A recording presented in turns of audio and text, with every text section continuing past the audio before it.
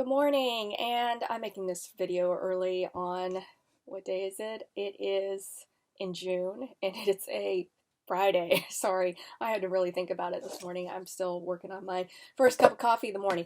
Okay, so this video is going to go over how do you use Adobe InDesign to create a storyboard sheet. So the storyboard sheet that I'm creating is one that I made for when I actually do the overall layout for the children's book story. So I wanted to show you, I use it as a printout guide, and then I can sketch out the overall pacing of the story, and it gives me kind of one whole look at it. My background in children's books, it's been a while. It's been like 10 years. When I first got into the children's book market, it took me 3 years of sending out material to get a traditional children's book contract with an advance and royalties. And I don't have any contracts with big publishers. That would be great. But it was with smaller trade children's book publishers. So I did, like this one here, 12 Colorful Things. And they were with Christian children's book publishers. So they were based up north, and that one was the most recent one about 10 years ago. So I'm having to jump back into children's book publishing. It's something that I really enjoy doing, and I didn't want to wait until I took a class on children's book, and I never took a class on children's book illustration in my undergrad. It was literally, I just Googled things online. I joined the Society of Children's Book Writers and Illustrators, got some really great tips from that. And then it was just like constantly just sending out work. I'll make a video about how many things that I sent out in a course of 3 years, and you can see my stack of rejections and things like that, which some people right off the bat will be able to get those doors and get in there. Most people I find have to be persistent at it. When I talk to other children's book illustrators, they were sending out their work, and it's almost like seeing who can last out the longest. I think it's almost like who can be the most patient, and it always reminds me of the fable, The Tortoise and the Hare. And it's being like that tortoise, you're just like going for the long haul, and you're taking your time, and you're just steadily making pace at it. So anyways, in this video, I'm going to share with you how I created an InDesign. I really like using Adobe InDesign, and because of my background as a graphic designer, it makes it very easy for me to use it. But I really think that anybody who watches this video can learn some of the basics, how to set up your document, how do you use it, and then it's so much easier than doing it in Photoshop. Not to say it's wrong if you do it in Photoshop. I just found that if I did it in Photoshop, it's a little bit tedious having all of those layers. So that's me personally. And anything that I do for layout, I always do it in Adobe InDesign. So anything multi-page, even though this is technically not multi-page. So I'm going to go ahead and switch over to my computer and then start screen recording that, and so you can go and make your own, or you can actually use the link that I'm providing with a PDF document of it, and I think on this one I'm going to provide the native file as well, because it's just a storyboard sheet. I mean, I don't consider it like the holy grail or anything. I always think it's funny, like stuff like this, I'm kind of like, yeah, you can mess around with it, and you may find that you don't want the thumbnail. You might split up on multiple pages. You might decide, everybody's different about how they do things. So I think you just have to find what your comfort level is and make it work for you. So I'm going to go to it. Alright guys, so I wanted to show you, here's what the actual final looks like, just so you have an idea, because it was kind of hard to see it in the intro video. So I'm doing for myself, this is for, turn it into a self-promotional. I'll try to even make it into an actual book dummy, where it's like something physical, hard copy, but here's the overall layout of it. And that's why I like this, because it kind of makes it a nice little package with everything together. And then here's my covers that I mocked up. My thumbnails are really rough when I'm doing it at this stage. Then here's the story. I did some edit changes. I've kind of rewritten it. So I just wanted you to kind of see what the finished product is. All right, so I'm going to close that and I am going to launch Adobe InDesign. Okay, so Adobe InDesign is the multi-page layout program that Adobe provides with the Creative Cloud. So if you have that subscription and you went ahead and did the whole entire subscription and not just the Photoshop one or photography based one, you should have access to Adobe InDesign. So normally with Adobe now, you have to pay a monthly subscription fee. There are other products out there that you don't have to. You can just buy the standalone product. Affinity is one of those companies that I've seen a lot of smaller businesses that are needing to incorporate graphic design into it. They use Affinity. All right, so I pulled up Affinity's website. So Affinity Publisher is their standalone product, and you don't have to do a subscription fee. I have never used Affinity Publisher, and there is no kind of affiliate program with this video. It's just that I wanted you to be aware there's other options out there. And if you're somebody who is really starting out small and you don't want to have the cost of subscription fee, I would go with probably this option. I'm just saying that that's a really great option to have right there. Okay, so going back to Adobe InDesign. Okay, first thing is I launch it. I'm going to see the option to create new. When I create new, so this can be overwhelming for new people. I click on print because they have something called presets. There is letter. Letter is 8.5 by 11 size sheets of paper. Most people's printers, you know, you're just doing 8.5 by 11 letter size. Under units, Pikas, this is more if you are in publishing. I would build documents in points and Pikas back in the day. For the regular home user, I would just, beginner, start with inches. 8.5 by 11 is your letter side. Orientation, this is going to make it more vertical or horizontal. I'm going to go over that I want one page. With this, I don't do facing pages. This is not something that I'm actually using for a magazine or as some kind of publication. So I'm going to uncheck facing pages. So if I were to actually do this for a true book dummy and I wanted it to be full size, then I would check mark facing pages. So like in a magazine or a book, the pages that face each other, the way that it sets up the document, it looks like they're side by side. Okay.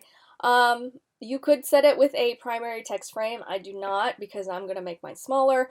I have columns is 1. It's fine. Margins, I'm going to change this.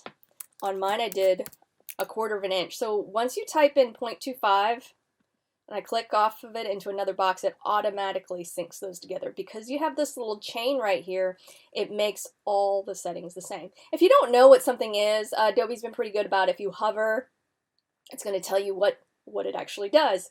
So bleed and slug.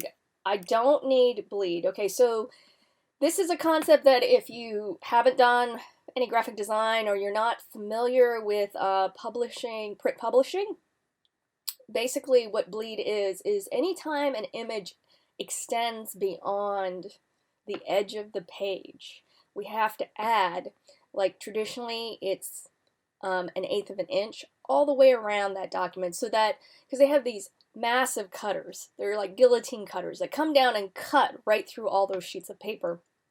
So when it cuts through, you want to make sure, because the cutter is not going to be exact every single time, so you give yourself 1/8 of an inch all the way around, so it's like a safety area.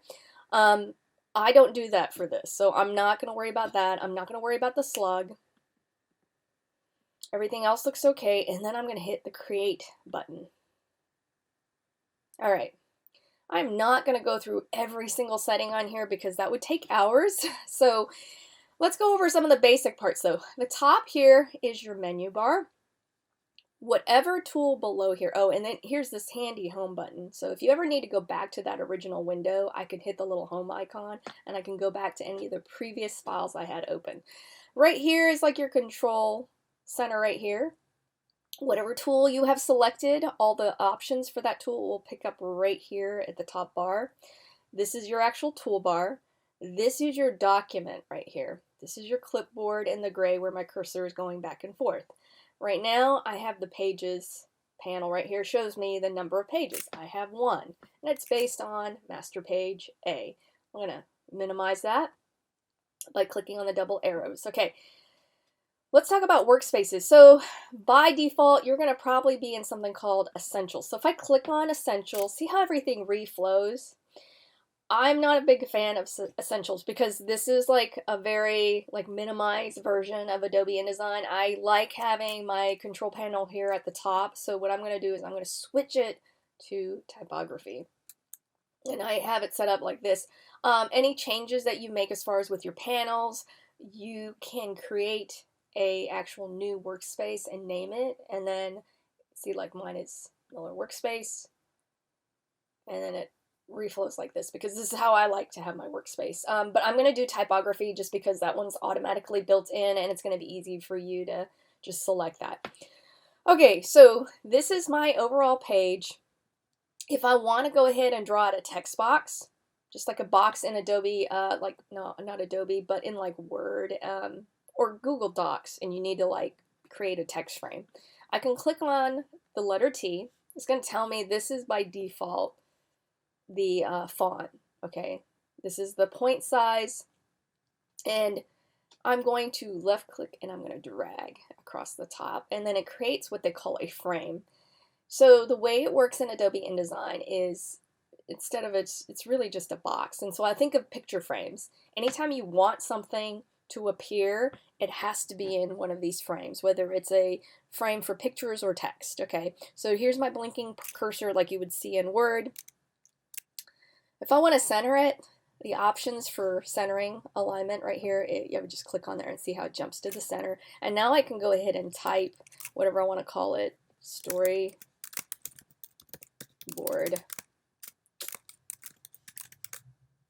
Sheet. I'm just going to call it that. If I double click on it, I can change the point size. If I want it higher than 12, I can click on the drop down as well. I'll do 18. That's pretty good. You can always, if it's available and if there's a bold option, I can click here and I would be able to change it to bold. All right, so I'm going to left click and I'm going to drag this up. See, I can change how big the frame is. Okay. All right, let's save this. I'm going to go to File, Save As.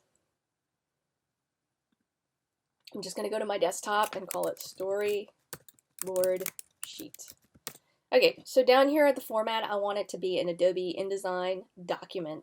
Okay, I'm not so worried about doing a template. I'm just going to make it a document for now. So with a document, I'm going to hit Save. Okay, so now it's been saved.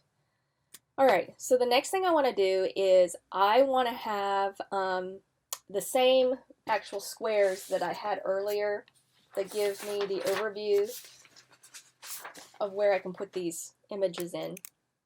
So I'm going to take my frame. This is a rectangular frame and it can actually put pictures inside of it, so like a picture frame.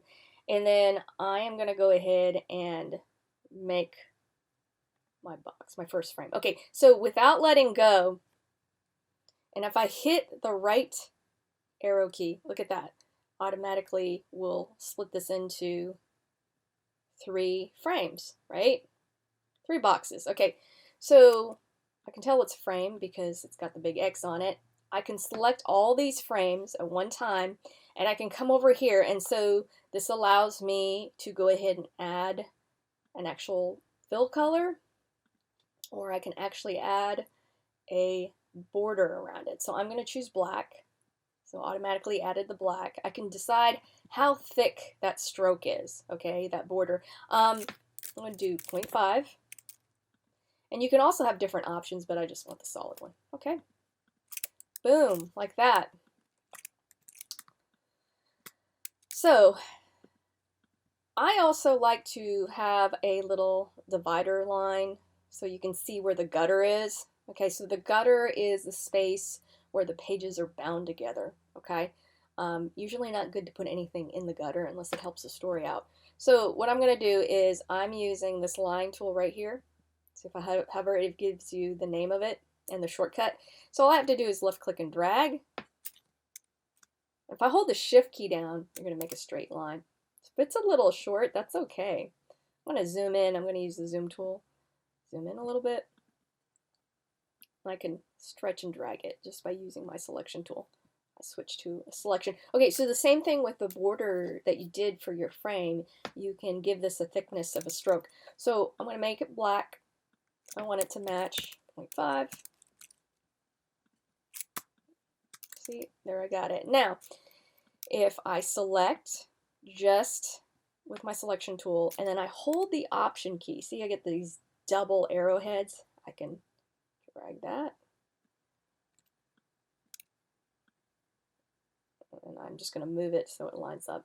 And right now I have something called Smart Guides on, and that's why you're getting those pink lines that pop up. It's going to tell you when things are lined up. See the green? It's telling me it's... There we go. All right. So now I have this, all right? I want to label page numbers. So I'm going to move this even further up. And I'm going to make another text frame. Okay, so I'm just going to, you have to select the tool in order to actually get the setting you want. So I'm going to click and drag. And then what I'm going to do is, this would be title page.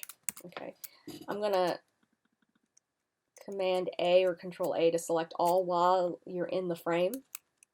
And let's make it smaller. Like I think I want it like 9. There we go. And I can change the alignment. I want it to be facing the other, aligned the other direction. So instead of being left justified, I want it to be what they call right justified. There we go. And then I can use my cursor keys to move it in place where I want to. Okay, see? All right, so I'm tapping the letter W on my keyboard, and so this is the way it would print. This is where you see like your actual frame boxes, okay? I'm gonna once again hold the option key, I'm gonna click and drag, and then use those smart guides and they help me place things. Okay, so now this one is called dedication. I'm doing a 32-page layout here. Okay, and I'm now going to select all this and I'm going to justify it to the left. Now I'm going to grab this one because now I'm right. And I hold down that option key, right? And so this one, I am going to call it, yeah, dedication. And I can just select this all and then Control C or Command C if you're on a Mac. I'm on a Mac, so Command C. See, justification's off, so now just come up here and then I'm right justify it. Okay, now I can go into adding like the page numbers. Okay, so now if I hold the shift key, I'm going to click on the text frame, then I'm going to hold the shift key and you can select multiple text frames. And so if you remember, I use the option, hold the option key, click and drag, boom, got that. And then I'm going to actually click in here and it's going to have the correct justification. And now I believe this would be page 4 and page 5. Okay, right? There we go. I'm just hitting the letter W on my keyboard. Okay, so now I'm going to select all of these boxes and the line strokes, and then I'm going to hit Command G on my Mac or Control G on a PC. And now think about if I want to duplicate this, all of them, what did I hold before? Option key, and then I can click and drag. See, super easy. If I really want to get fancy, I can hold the shift key, select both of these to make it faster for myself, and then click and drag.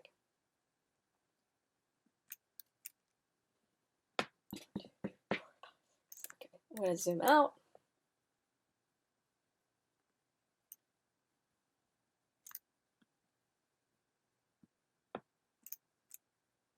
Another one.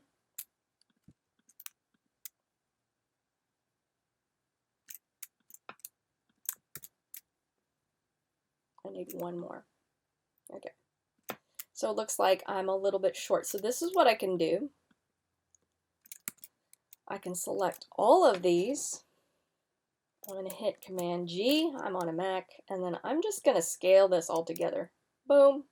I just scale it to my margin. The pink right here is my margin. It's like your live area where everything you want to keep it inside, because your printer has rollers. As it feeds the paper through, you can't print in the area where the rollers are because they're feeding the paper through. Okay, I'm going to hit my W now. Okay, so now this is the super easy part. All you have to do is go back in. See, and I made a mistake. I didn't think about this. Now I have to ungroup them.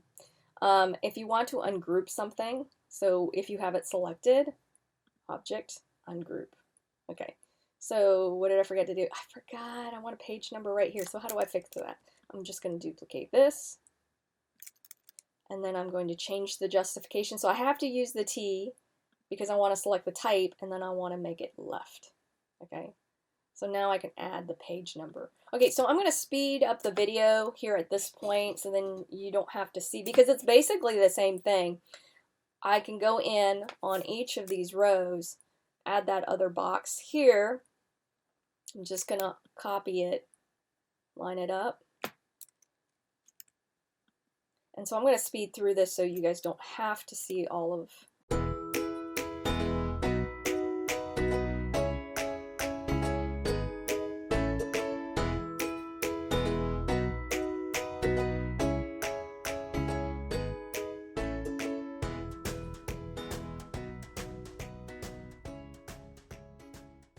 forgot to ungroup it. So click on it, and then I can select and click and hit the delete key or backspace on your keyboard. Okay, so now I have these, and so you're wondering, well, how can I utilize this? Okay, so if you rather just draw right on top of this, print out hard copy, okay? And when you print out the hard copy, what I do is then I would scan the individual little squares so I have a digital version. So if you actually need to send what you're working on to a critique partner, you want to get feedback from other illustrators, or you're actually sending this for a job, you're gonna want a digital copy of this. And so because I made these picture frames, and I'm just gonna go ahead and hit ungroup.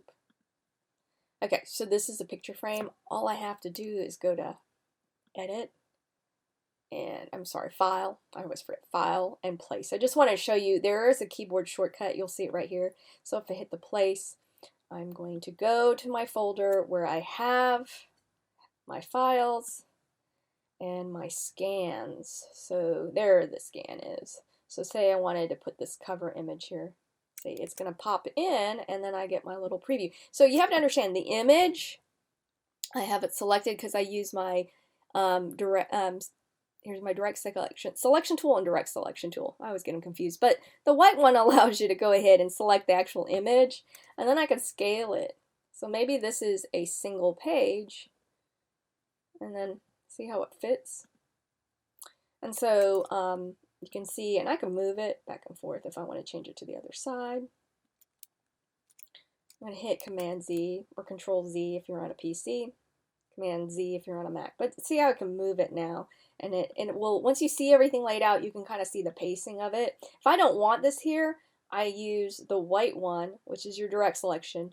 This will pop up, it's going to be orange, and then just hit the delete key. Okay, but I'm going to provide this because then you can play around with it and see what's best. Because your printer, what I do is I will print it to fit. So if you're worried about your margins because you're like, oh, my printer has to have a 1/2 inch margins, like this is way too close, it's going to cut it off. So let me show you this part. When you go to File and then you go to Print, see how keyboard shortcuts right there. Could have hit Command P. Okay, I need to select the printer. I have a Canon. So when I go to General, this is fine. It's usually set up here. Set up the second one right here. I want to hit Scale to Fit. Okay, so when I scale it to fit, it's going to print it exactly to fit perfectly inside, and it shouldn't cut off the edges. If you're concerned about it, you can come back here because see how it tells you it's 92% of a scale down. I can do 90. Maybe I'm like a little paranoid. I could type in 90 if you're really worried. and then I'll make it 90% size. And then I can hit the print button and it will print out a copy. Okay, so everybody's printer is a little bit different, but as far as this setup here, it should be consistent wherever you use Adobe Indesign. All right, so I'm going to hit cancel.